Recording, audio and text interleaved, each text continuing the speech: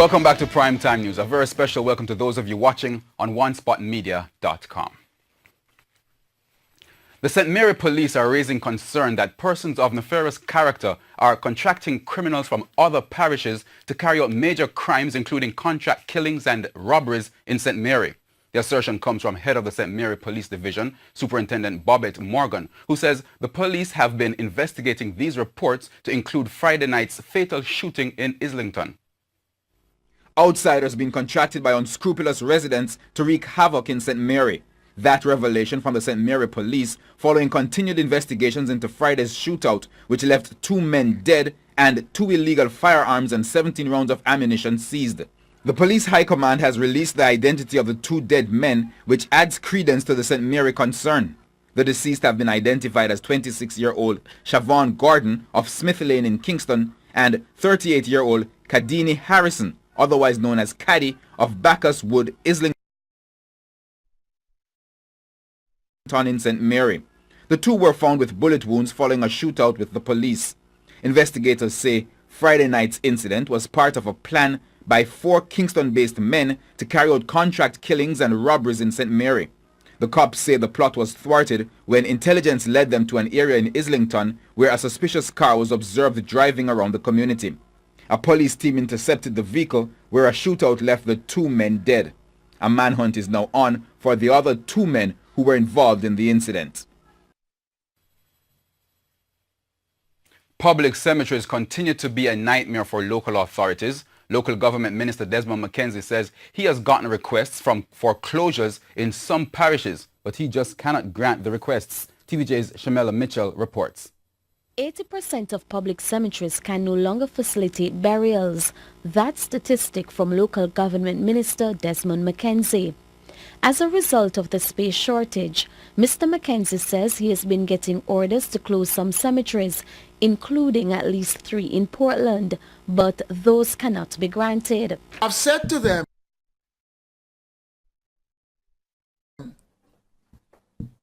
don't just make the request to me to grant the closure.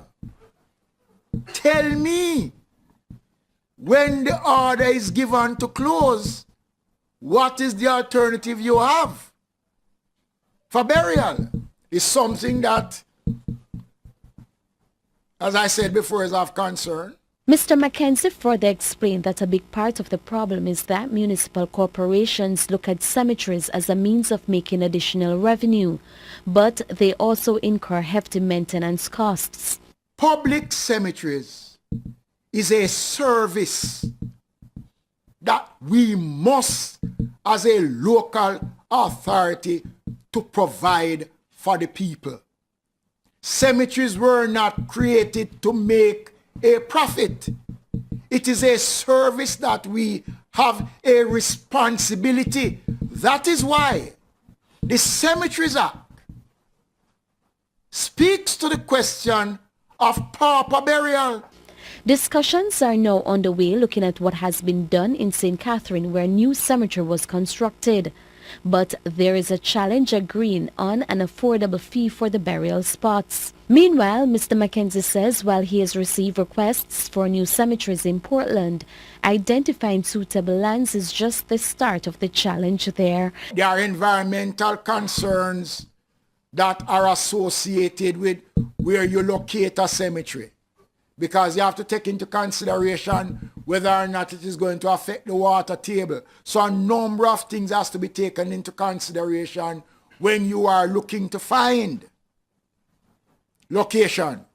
Shamala Mitchell, TVJ News.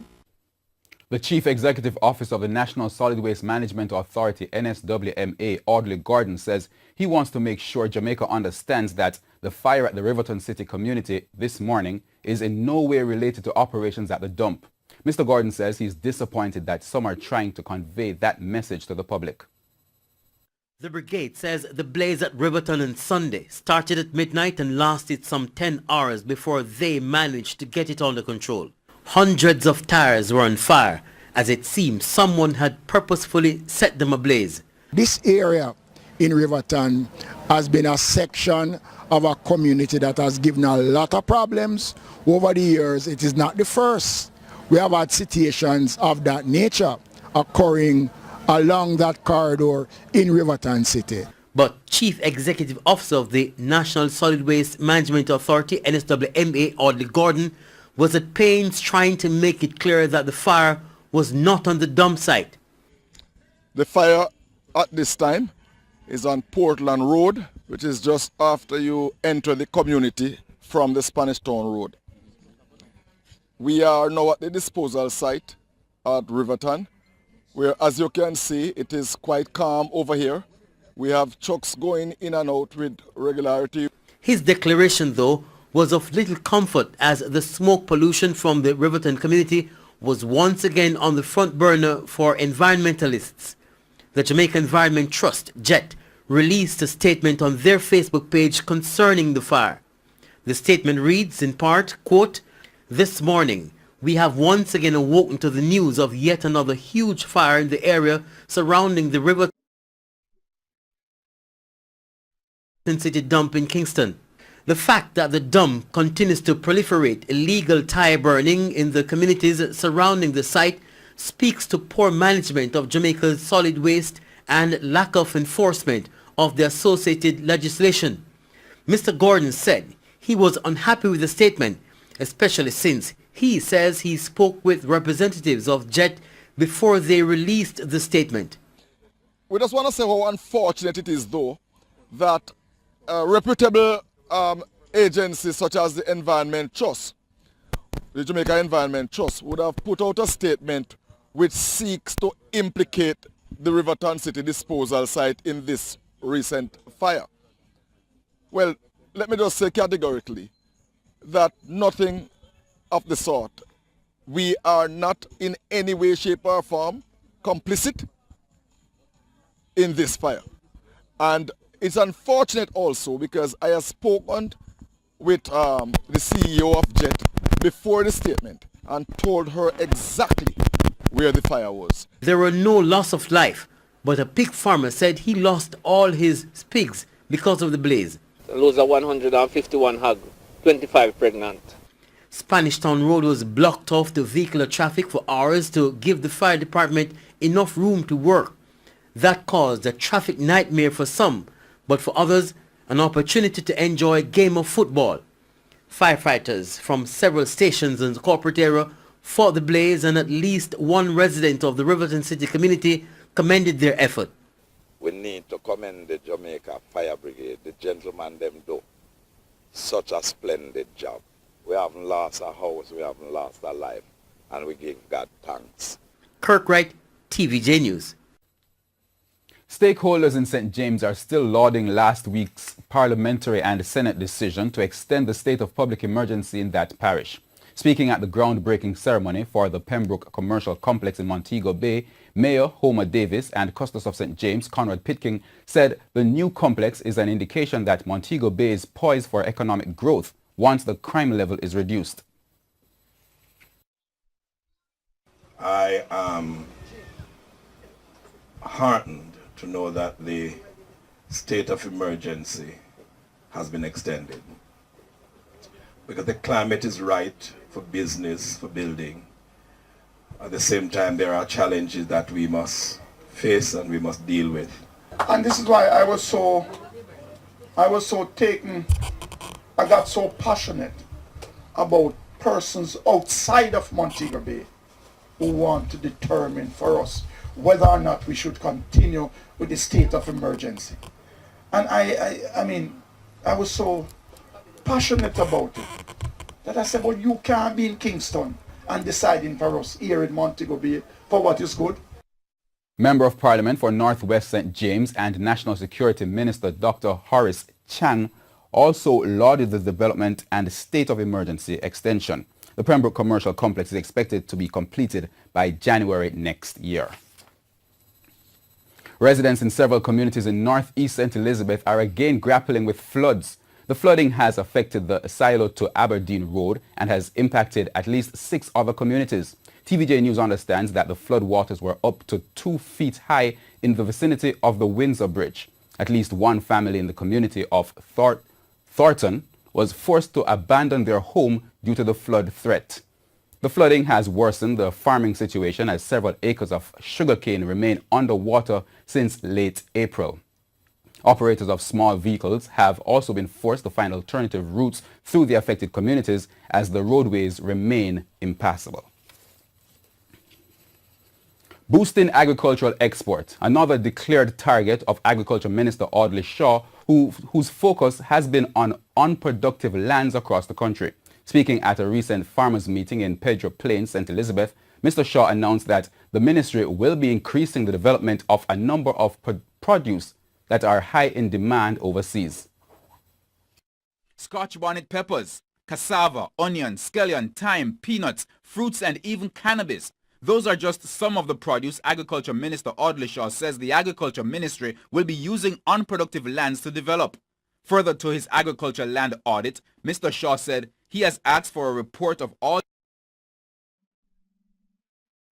Jamaica's sugar lands as those that are no longer being used will be allocated to grow different crops. Some of it will be left for sugar, but the majority of it by the sugar company is going to be farmed out to other people who want to plant for cassava, for raw material for beer, sorghum as raw material for animal feeds that we have to import right now.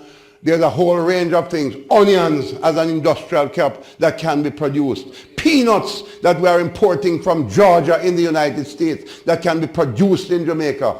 Citrus, all kinds of things. And don't forget industrial hemp. And yes, don't forget cannabis. Mr. Shaw said there is an increased demand for Scotch bonnet peppers overseas and Jamaica is only supplying less than half of 1% of the total demand. He adds that in order to increase the export in pepper mash, which is made from Scotch bonnet peppers, the ministry will be using 100,000 acres of land to cultivate the product. He adds that instead of the government spending money to develop and find markets, the Agriculture Ministry has reached out to local suppliers to work with the farmer to meet the demand. Here again, Grace will work with you on the same mother farm concept. Give you the technology to make sure that appropriate cultural practices are being put into place, support you with planting materials, and at the end of the day, when they give you a fixed price, which you know before you go in, they deduct what they upfronted and they pay you your money for the remainder of your product.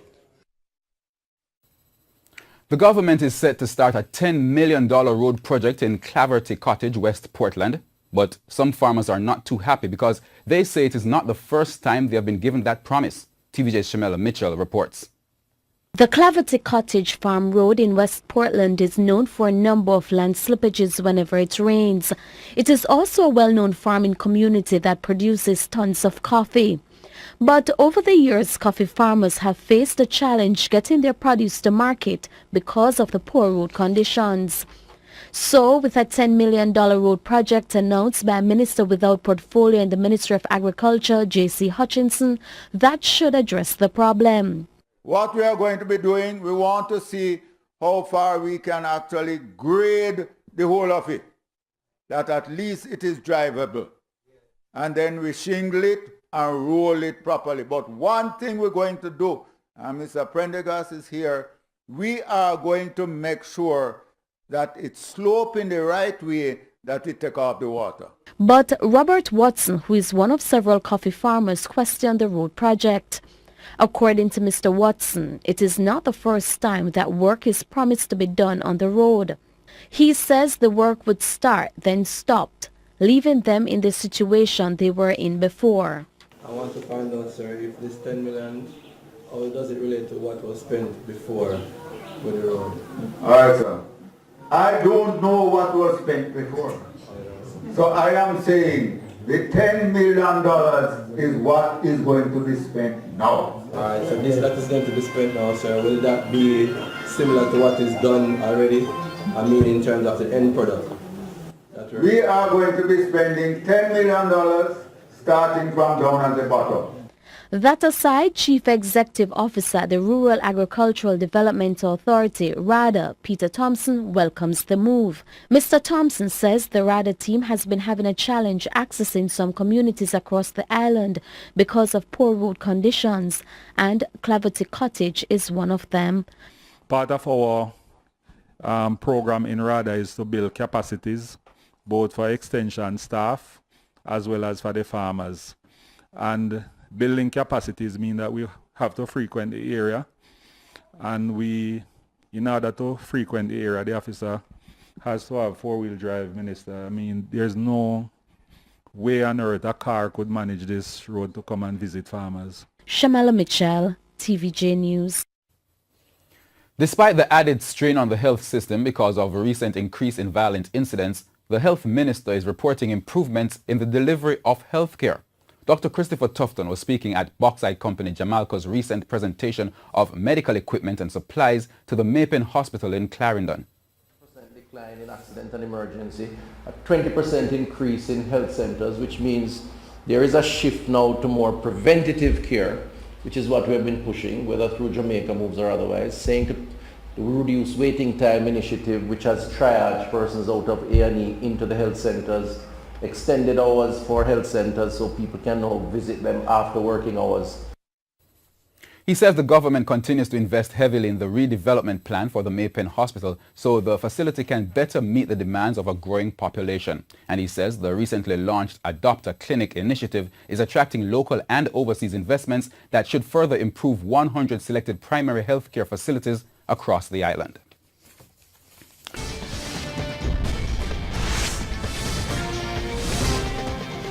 And it's time now for the business review. Here's TVJ's Dashan Hendricks.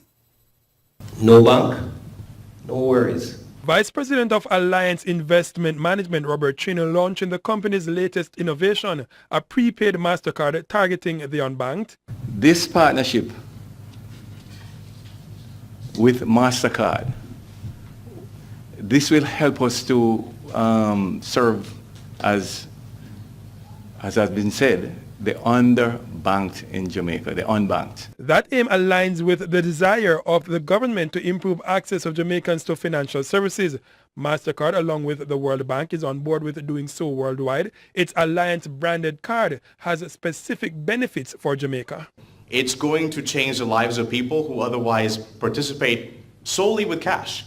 Imagine being able, at least from a government and city's perspective, to have government disbursements going directly into a prepaid product, or the ability to really participate where only debit and credit cards have been able to participate before. The technology currently deployed by us allows us flexibility to offer a wide range of value-added services that will integrate within the MasterCard platform. This specific card launches on Friday, May 11. The company hopes to have 85% of its customers using its MoneyGram remittance service to transfer those monies to its prepaid card to help bring more people into financial services. Jamaica has its own indicators. Two important indicators, ladies and gentlemen, relevant to determining the increased access is going to be the percentage of direct benefit transfers, such as PATH benefits that are paid using electronic payment products, and the number of remittance agents. There's been a slight increase in remittance agents from 422 to 425 year over year, 16 to 17. But the number of PATH beneficiaries using electronic payment products was only 13% in 2016. And that is a number that the government is committed to increasing. He said it will come with policies protecting the vulnerable, coupled with the impending national ID system needs. Access to financial services should improve in the years ahead. To date, the Bank of Jamaica has authorized 4 e-payment services. But it is time for Jamaica to fully embrace opportunities presented by fintech innovation for enabling financial inclusion and sustainable economic development and growth. That's the business review. I am Dashan Hendricks. Good evening. In international news, United States President Donald Trump took aim at 2 of America's closest allies in a speech at the NRA convention, saying strict gun laws failed to prevent the 2015 terrorist